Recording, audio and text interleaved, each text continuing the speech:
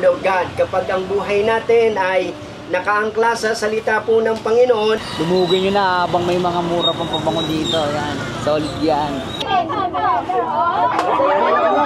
Good morning guys, welcome to my vlog.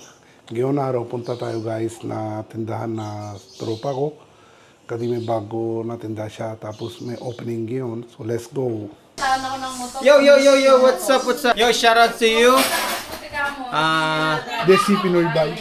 Jesse Pinoy Vibes. Yo, let's go. Kaya natin si Kuya Rocky. Yo, shoutout sa lahat ng mga nanonood syempre. Oh, tapos subscribe. Negrata, yung Balasig. Shoutout sa lahat ng mga tropa na gustong tumangkilik ng mga local vlogs. Yan. Shoutout kay Love. Tutay! Tutay, shoutout. Tour guys. Dito. Shoutout siya. Shoutout! Yeah!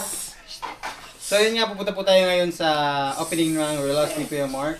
So nagsama-sama po tayo lahat dito and then let's go. Yun.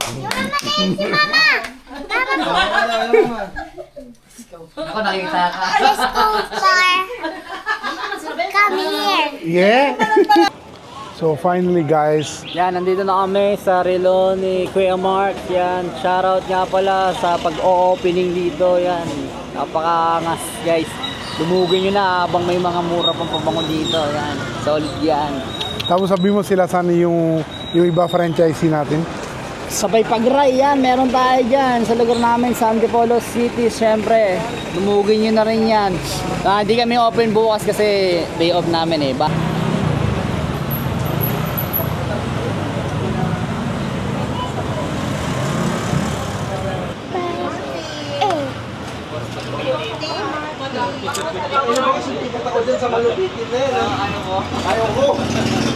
Ayaw mo ha.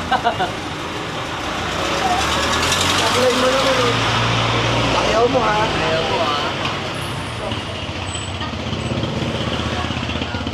Ito na. Ang nagsindi nito.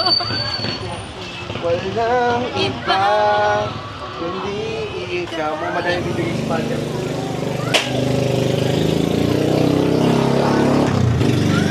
Store.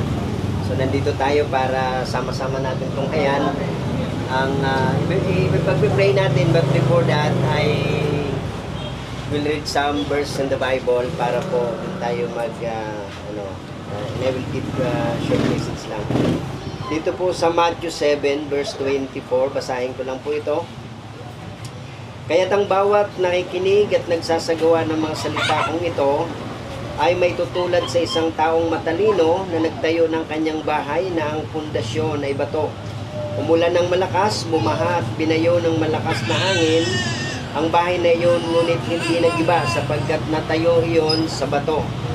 Ang bawat nakikinig ng aking salita, ngunit hindi naman nagsasagawa ng mga ito, ay may tutulad naman sa isang taong hangal nagtayo ng kanyang bahay sa buhanginan. Umulan ng malakas, bumaha at binayo ang malakas na hangin ang bahay, ito ay bumagsak at lubusan nawasak. Ito yung salita ng Panginoon na una, nagpapaalala sa atin na anuman yung ating pasimulan. Okay. So, sa family, napaka-importante po na ang Diyos ang maging sentro ng buhay natin. And of course, sa hapong ito, sa ating pong sama-sama na i-bless natin itong store ni Ma'am Nina. Nice po natin ipaalala na sabi nga po dito sa binasa natin, ang Panginoong Jesus ay tinatawag po siyang bato, pundasyon ng buhay natin, pundasyon ng pamilya, pundasyon ng business. No? Lagi natin tandaan, anumang mayroon tayo na na-acquire natin, maliit pa, anong malaki, edukasyon, business, whatsoever, lagi natin tatandaan na ito ay galing sa Panginoon. So, isang napaka-importante, ibinabalik sa pangalan ni Jesus. Amen. Thank you, Lord, oh God. We worship you and we adore you. This we ask and pray in Jesus' name. Amen. Amen and amen and amen. Thank you very much. At dito po nagtatapos ang ating short blessing and a short message. May the Lord God bless us all. Ano ba madam, iuwi namin? Ay, dito na lang siguro.